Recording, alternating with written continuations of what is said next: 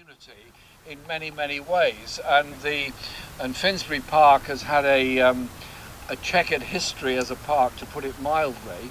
I remember it as a GLC park, because I used to be the union organiser representing the workers in the GLC park here, and it was then a very lavish affair, with GLC spending a lot of money on it, the nursery over there, the Barn and Green and everything else. And on the demise of the GLC, it was handed to Haringey, who didn't really at that time have the resources to maintain it in the manner which the GLC had.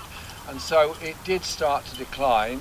Bruce helped to found the Friends of Finsbury Park, helped to get the money in for it, helped with that crucial court case, which meant that the money from the festivals goes back into the park, and the Friends of Finsbury Park, which I'm proud to be part of, has done a great deal to improve the park. Because Bruce absolutely believed parks are for people, they are for everybody to use, they are our front garden, our back garden, our place of retreat and escape, and this park is absolutely part of that. Of course, it should have been much better and much bigger, and had Bruce been around in the 19th century, I don't know why he wasn't, he should have been.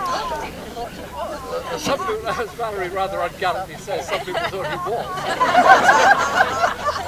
Had he been around in the 19th century, he would have defeated those defeatist miseries on the London Board of Works, who didn't make the park the size it should have been.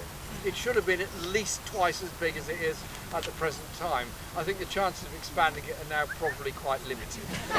But we are what we have got what we've got, and this tree in memory of Bruce is absolutely wonderful and beautiful. This, by the way, isn't the tree that was supposed to be planted.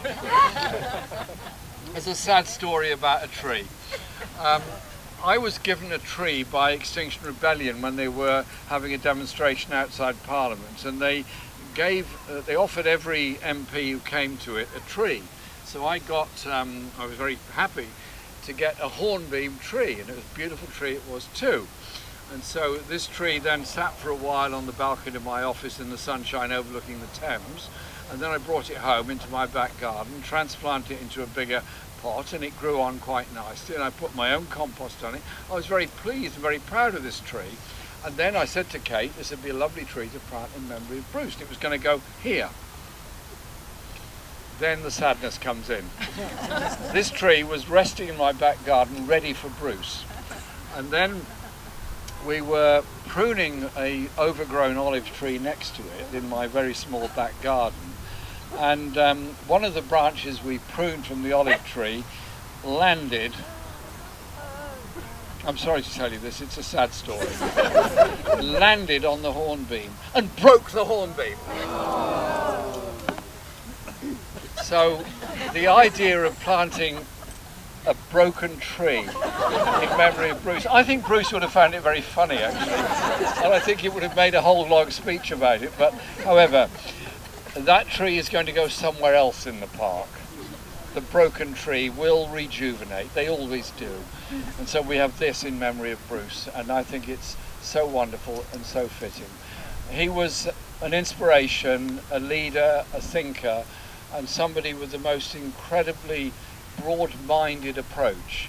When you think he'd been a very senior figure in the Catholic Church, had the most open approach to faith, religion, to humanism, to atheism, to anything else. He was quintessentially somebody who believed in human love and human good, and did so much to expand that. And his message all around the world to people who were victims of nuclear testing, be they the Western Shoshone people or people in Russia or people on Pacific Islands, the Marshall Islands and other places, and to be at any international event with Bruce. And I remember going to The Hague at a peace conference, I think it was 1999, we were there, the Hague Peace Conference, and Bruce was obviously very much in his element and very popular there. And then I got into an argument with a reporter from the Daily Mail, who I was quite surprised to see the Daily Mail were covering a peace conference in The Hague, and it was absolutely nothing to do with the peace conference in The Hague. They were wanting to try and destroy my character. It's never happened since or before by the Daily Mail. And so unusually for me, I told the guy concerned to clear off and get out of my sight. So I saw Bruce a few minutes later. He said, "Bruce, I was just very rude to a guy from the Daily Mail." He goes, my son, you have total absolution." for as he described it, a very necessary sin that you've committed today.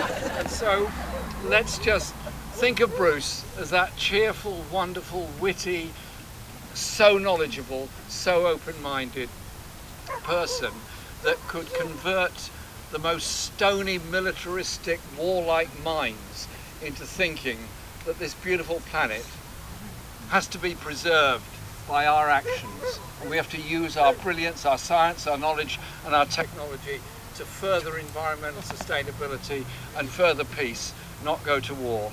And oh, that he was around now to say, well, for all the horrors of the Ukraine, and they are horrors, for all the wrongness of the invasion, and it is wrong, for all the abuses of human rights, and they are real, there has to be a voice for peace, to save lives in the Ukraine, to save the lives of Russian soldiers, and to save the rest of the world from the danger of descending into something much worse, such as a nuclear war.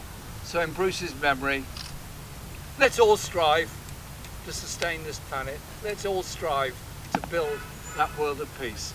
So this tree will remind us, and every time we run past it, I'll think of Bruce, and I'll think of his postcards, and I'll say, thank you, Bruce, for everything you did for all of us and improving our human spirit in your lives. Thank you very much. Thanks very much. So now, Valerie and Jeremy together, please go and, if you can, lower the tree in. And then if you want to take a photo, that's the moment.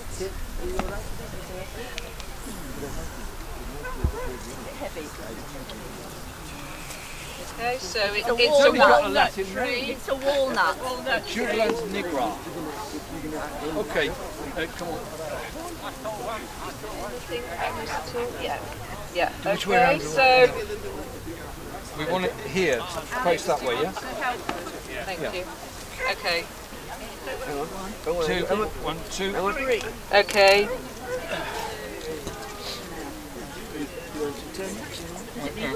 Okay. So I think that's about right. Bit more. Alex, is that right? Is that looking right? Okay. Can we say big thank you to Alex and Haringey for doing this? It's been fantastic. And put some earth around it. So go ahead now. I'll hold it.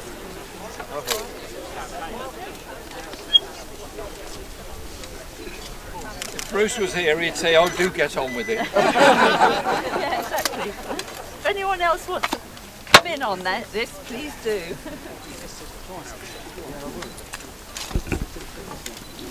Do a lot there, Okay, come forward if you want to put some soil in. Hello, how are you? How are you doing?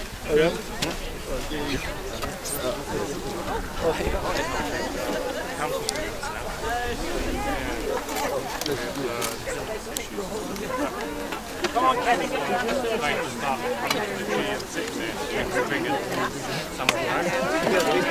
It does get very hot in. Anybody else wants to do it?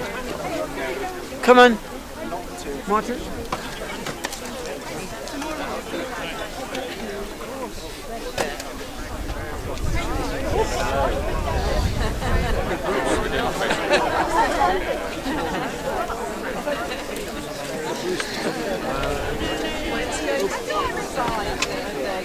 I didn't. Have you lost him?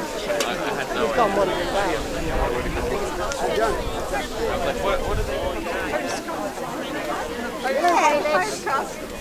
Hi, David. Hello.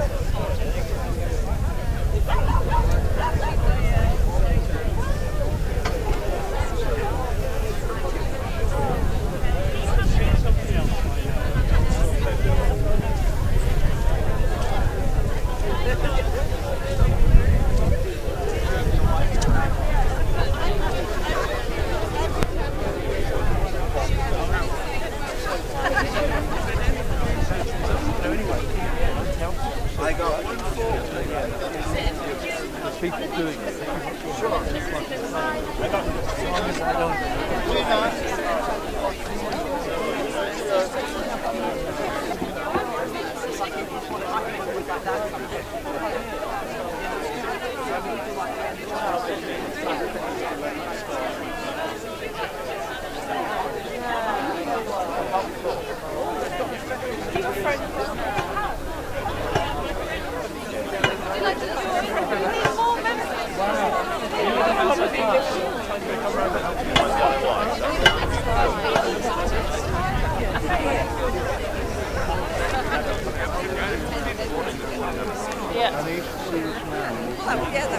Oh, you didn't recognise who he was.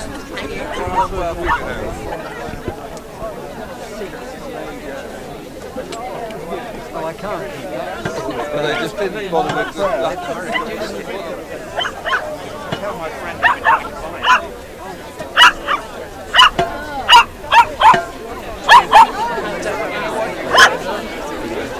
They said reassemble. You're one going down. Put it over. Oh, okay, lovely. Thanks. Oh, thanks so much. I tried to say you've been really good.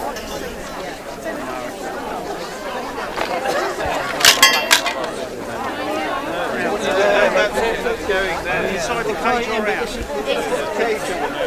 Oh, right. Well, that keep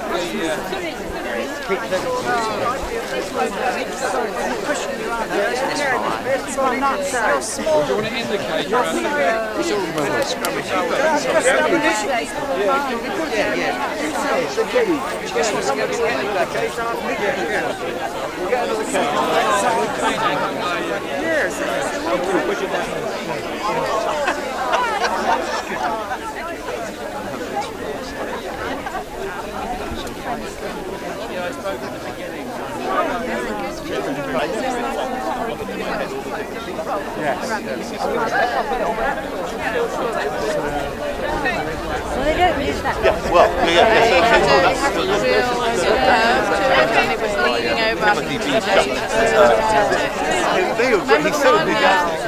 He said